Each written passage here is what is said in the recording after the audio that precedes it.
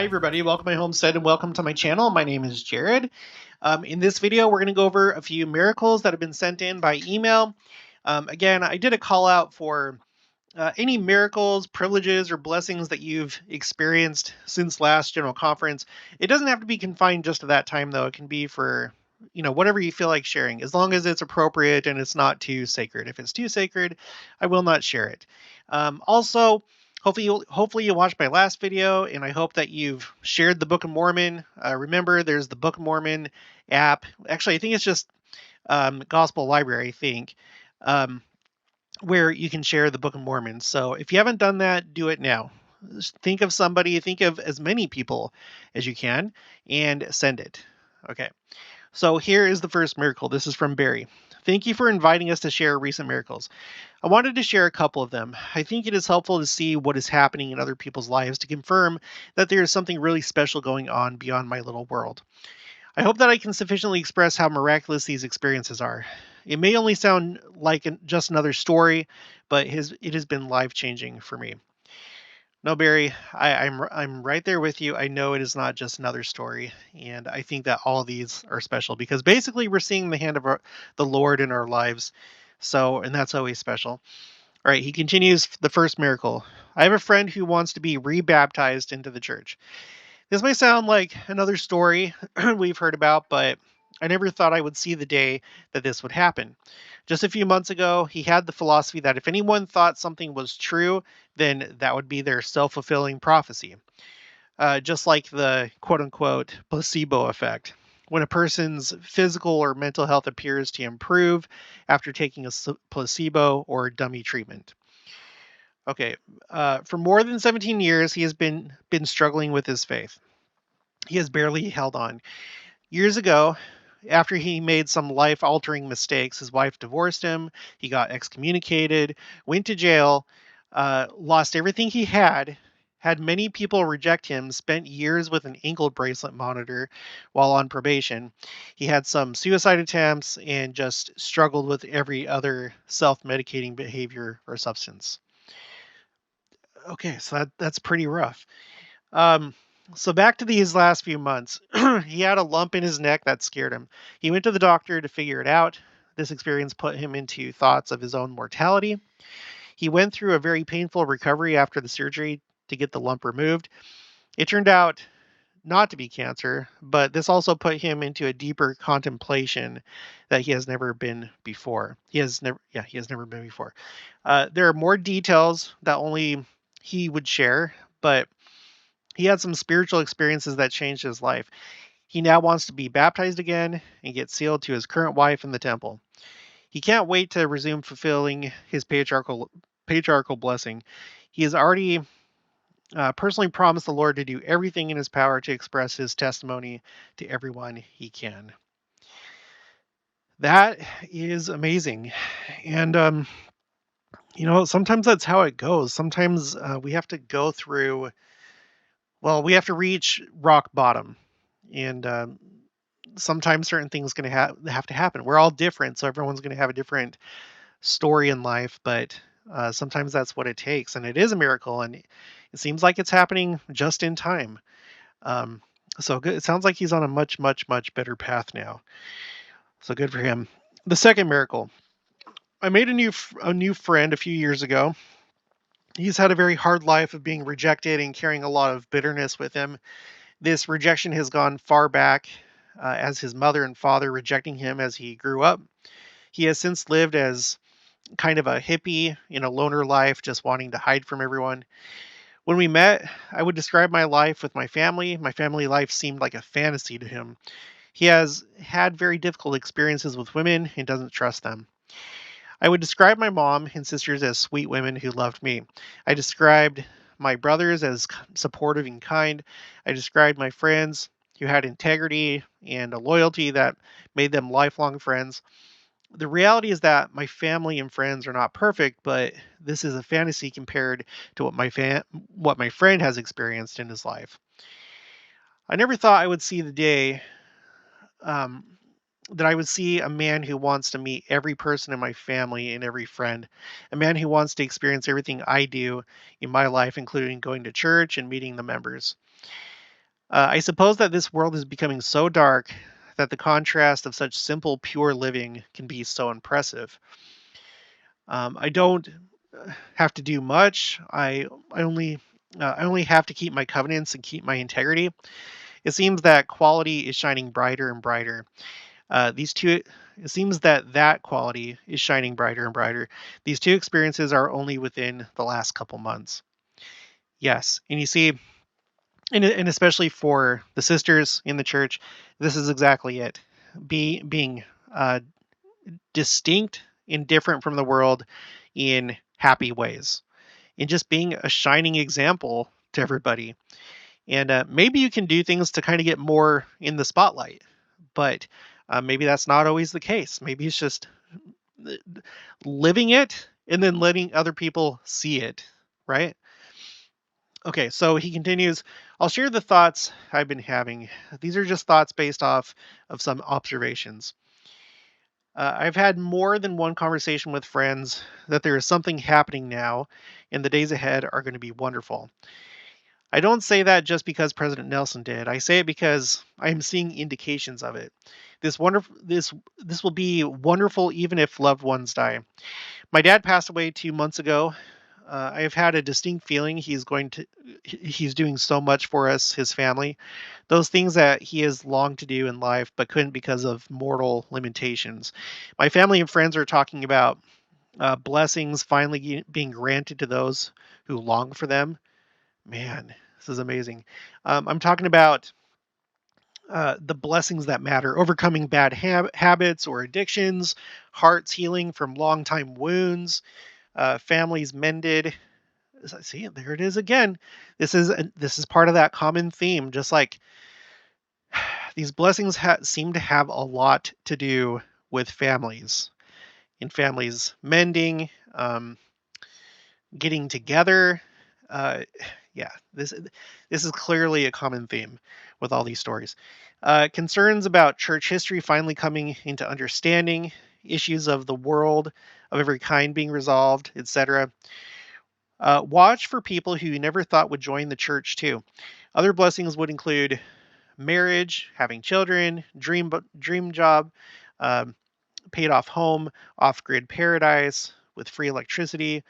Who knows? But who limits the Lord?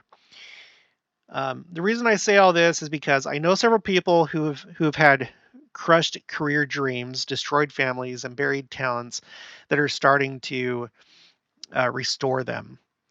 As we are overcoming the world, or in other words, starting to make those winning game plays in the final inning, the faithful are going to finally receive those blessings. That is how I see the promise. I have compared our lives to the early saints when their dreams were crushed, when they were forced out of Missouri and other places. Maybe the restoration of all things include these crushed dreams and blessings being restored again in full. Just some thoughts. God bless. Thank you very much, Barry. And yes, I agree with you. And actually, I never really thought about the idea of like, because like what you said in this last little paragraph, maybe that's actually part of the restoration is restoring Missouri, restoring Jackson County. It's already been in that process. There's so many members that live there now. But when President Nelson talks about the ongoing restoration, I just had that thought that maybe that's part of it too. Um, but anyway, yeah, all these people with crushed dreams, families that are separated, estranged, um, all these different things. Yeah, it seems like a lot of good things are starting to happen for a lot of people, and a lot of life changes. So, all right, well, that's pretty awesome. Okay, let's go on to the next one. This is Debbie. I'm catching up on your videos. Uh, well, good luck. I've I've really been enjoying them. I felt that I should share these experiences with you. One, my best friend's mother was from Romania. In the 1970s to 80s, she worked with the Quorum of the Twelve as a translator of scriptures into Romanian and letters they received from people in that country. Today, there are missionaries there who teach the gospel, but this was 40 to 50 years ago or so. This is before the fall of communism and the dictator in Romania. So obviously, we had no presence of the church in that country. One day, the apostle she reported to brought her a letter to translate from someone in Romania. As she did the work, she learned that the writer, a woman, was curious about the church since the government was so against it. She thought and thought about it and tried to study what she could find.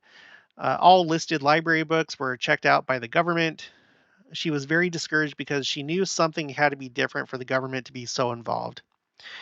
She wrote that one night she had a dream. She was visited by a man in white robes who took her to a hillside and began to teach her. Everything everything she shared in her letter was the gospel of Jesus Christ and pretty much covered everything we teach as missionaries. The sister doing the translation work completed the letter, and when the apostle came to her for her translation, she mentioned how amazing it was that the woman who wrote the letter had been taught so much of the gospel in her dream. The apostle told her that they got these kind of letters every day from all over the world. Wow. That is, man, wouldn't it just be so amazing to see what they see the communications, the miracles, the just different things. It must be really amazing to be an apostle, or even or just a general authority, or even a general officer of the church. All of the above. Okay, number two. I also had an experience while a missionary in Taiwan, Taipei Mission, 1981 to 82. We were working with a young sister, teaching her the gospel and getting her ready for baptism. Her mother listened in, but really didn't understand much as she was a native Taiwanese and didn't understand our Mandarin very well. Not that we spoke very well. Wink. After her daughter was baptized, I had a companionship change, and my new companion was also native Taiwanese, much younger and educated so she could teach this sister. When we went to visit the mother, I'll call her Lin Mama. As my companion spoke to her in Taiwanese, Lin Mama shared a dream she had had about 2 nights prior to our visit. She lived in a tiny home in a poorer part of the city. To get her to her home, there was a little bitty alley to get there. So she's definitely out of the way. She said in her dream she heard a knock on her door. When she went to answer the door, there was a very nice, quote unquote, foreigner dressed in white. He asked if he could speak to her. Of course, she replied. She pushed the door open and he held it open from his side as he came in. She said he was so nice and she felt bad because he had holes in his hands. She could see them when he held open the door. There was a hole in his palm and one in his wrist. We had never shown her a picture of the Savior with the holes in his palms, and I'm not sure that we even had a picture at that time showing a hole in the wrists. I feel I should capitalize the H now. He told her that he was the God of this world and that she was a good woman, a good mother, but she should be worshiping him and not her ancestors, Buddhism. He said she should listen to the missionaries who would come and she would learn more and be able to receive the gospel. Now, I need to say I don't speak Taiwanese at all, but the spirit was so strong that evening. It was as if she were speaking in English. My companion looked at me and said, "I'm scared." She never heard anything like that either. We knew who had taught her. She did listen to the discussions and get baptized. The mission president told us our biggest hurdle would be for her to gain a testimony of Joseph Smith and the restoration. Having a vision of the Savior was great, but she would need the basics to be able to progress. She did, and the sisters there took her in, taught her, helped her learn Mandarin more, so she became familiar and uh, fluent in the language. I'll never forget Lin Mama. I know that the Lord uses whatever method is required to share the gospel with his children, whether it be through a reply to a translated letter, us poor missionaries who can barely speak the language of the country we're in, or the three Nephites, or John the Beloved, or the Savior himself. The message will be shared with the world. I also want to tell you how much I appreciate that you've toned down, quote unquote, some of your disbelief in your videos. I know how hard it is to be faced again and again with the same questions that you've already gone over. But I know you lose the power of your message when the tone of voice overrides the truth of what you're sharing. I really appreciate the hard work you've done to share this information and your testimony. It certainly strengthens my testimony. Keep up the good work. Well, thank you so much, Debbie. And those are some pretty incredible experiences. Again, I wish that we were privy to all the things that the Lord does that we can't see, dreams, visions, or just miracles. The way that He's able to uh, manipulate reality itself so that his work gets done. And yeah, as far as toning down, yeah, it's pretty hard, especially in the beginning. But I'm starting to become more and more. I don't know, like a lot of more of this stuff is just kind of rolling off my back, even though there's just constant stuff from people. Um, I don't even care now. I mean, I don't want it to be that way, but it's just a part I think of getting used to doing a YouTube channel. Um, it's not necessarily for the faint of heart, but don't let that discourage you from doing a YouTube channel. Anyone that's thinking about it, just we can talk about it. Just talk to me sometime, and I'll share my strategies with you. Okay, we have the next one from Anonymous. I've been following your channel over the last month and I appreciate your content. I just watched the episode where you share miracles and experiences people have been having. I felt inspired to share one of my stories. I don't know if you'll be doing another episode covering that topic, but if you can share this, I do ask to remain anonymous. I'm aware that the experiences I'm about to share will sound hard to swallow coming from an anonymous source, so I trust you to use best judgment. I've had multiple dreams regarding the Mount of Olives. The first one I had, I was running toward the Mount of Olives. I don't know why I was running in that direction. I only knew I would be safe when I arrived. As I approached the mount, it split in two thirds and a massive pile of olives poured out of it. There was a bright light in the air, and I felt excited, terrified, and amazed all at once because I knew Christ would appear. I had this first dream when I first returned from my mission in 2010 before I joined the military. I hadn't studied the Mount of Olives and wasn't aware of the prophecy regarding the Mount, at least not from memory. I'm sure I had read the prophecy in Revelation sometime before, but it was not something in my mind. When I read the prophecy regarding the Mount of Olives splitting, I was amazed. I had a dream regarding the Mount two more times since then, but these were nearly identical. I was again running toward the Mount. This time there was water or a coastline right behind me, geographically to the south and to the west of the Mount. Um, as I ran toward the mount, it was raining, but the sun was out. The sky was dark and stormy in areas, but the sun was shining through in spots. The sea/water was tumultuous, and white caps broke at the surface among the swells of the ocean. There were many warships on the sea, which were all fighting. There was fighting around the base of the mount. Interestingly, the ships and the people fighting were not just modern armies and navies, but stretched from the ancient Roman era to the modern era. Whoa, okay, this is starting to get a little psychedelic here. You're just kidding.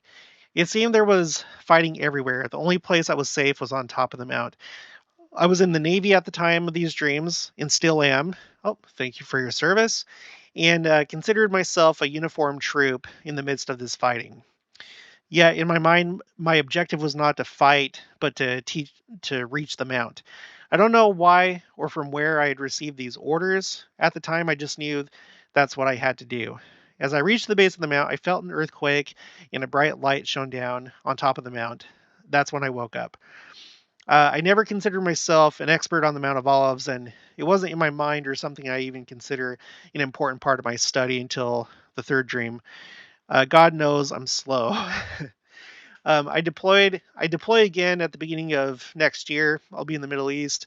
I'd be lying if I said I wasn't a little scared for when I leave this time, despite it being my third deployment. But I'm trying to have faith. It's very likely this dream could mean little involving myself in that event. Perhaps it's just I meant to share this dream with others to encourage self preparation and studying of the signs of the times, which is why I'm writing to you. The next part I redacted, okay, because it has his name in there. I'm a rescue swimmer in the Navy. Our mission involved a lot besides water, hence the Middle East deployment. I've been in the service since 2012. It's cool to hear you mention your Army service in your videos and hear your experiences, even if it's just a brief mention of places you traveled to. What was your MOS? My MOS was 92 Yankee, which is Unit Supply Specialist. So, um, kind of the common term used across all branches is quartermaster, and I was at the unit level. So, at my company, I was working in the supply room. And thank you for your service. And that's pretty intense being a rescue diver.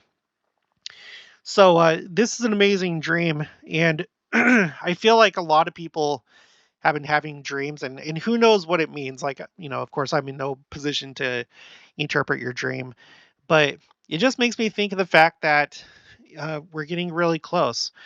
And sometimes, whenever I think about the symbolism of a mountain, even though in this case it was specifically the Mount of Olives, um, sometimes I just think about the temple, because whenever a temple isn't available, the Lord uses mountains. You have the Mount of Transfiguration. I mean, there was a temple, but like that's where it took place. The Mount of Transfiguration. You have Moses. He went up to Mount Sinai. Nephi, again, he went up to in the mountains and had temple experiences, sacred experiences. So I don't know. Maybe it's just the fact that you know in preparation for the second coming, we really got to make sure that we go to the temple, and that we have made our covenants, right? Um, and done what we need to do in the temple. But again, I'm not trying to interpret your dream, but that's kind of what comes to mind for me. Of course, the water around that area that instantly made me think about how water is supposed to come out from under the temple and then heal the Dead Sea, and who knows how the land will be transformed whenever this event takes place. But um, I wouldn't be surprised if there was more water in more areas. Um, you described south and west, so that's actually a kind of away from the Dead Sea. But I don't know. I just had that thought. Um, so it's amazing. Thank you for sharing your dream, and the fact that it's repeated 3 times is probably really important to you. Whenever something's repeated by the Lord or one of His servants, then we should really pay it the due attention and respect that it deserves, and pay attention. So cool. All right. Well, thank you all three for your experiences and dreams and stories. Again, if any of you listening right now have any miracles or anything that you'd like to share, or dreams or anything like this, feel free to send it to me at my email. My email is in the description below. Also, again, I just want to encourage you, share the Book of Mormon. It's really easy to do. Just do it. Just do it. There may be people that only you are going to be able to reach, so share the Book of Mormon. Okay, that's it for this one. If you haven't already, please make sure to subscribe, like this video if you liked it, leave your thoughts and opinions down in the comments below. Also, make sure to share it, and I'll talk to you guys later.